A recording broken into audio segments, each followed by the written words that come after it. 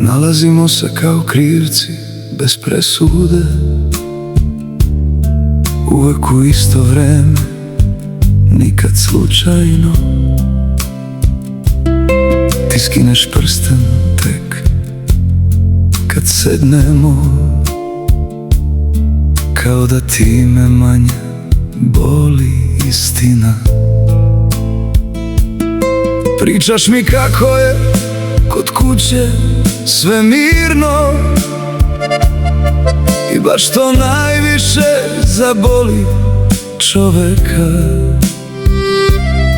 Jer da je loše, možda bih imao pravo da te poželim samo za sebe. A ovako volimo se na pola glasa, kao pesma koju niko ne sme da peva kad se svetla upale, pa posle kiše svako svojoj kući u tuđe zagrljaje i navike. A meni ostane tvoj miris na rukavu, ko da sam ukrao nešto sveto. Jednom si me pitala šta bih birao,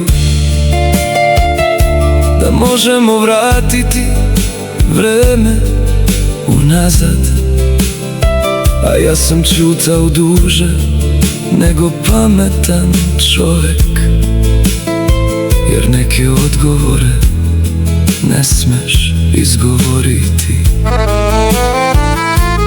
Konobar nam spušta čaše tiše nego drugima, valjda i on vidi da nešto tone,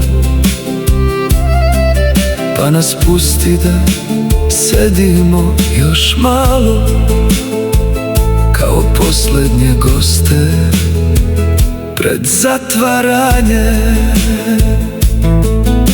I znam, jednog dana prestaćemo ovo, bićemo razumni ljudi sa fotografijama, al bojim se samo jednog, da ću te voleti i tada. Onako mirno iz daleka, kao što se vole stvari koje nikad nisu smele da budu naše.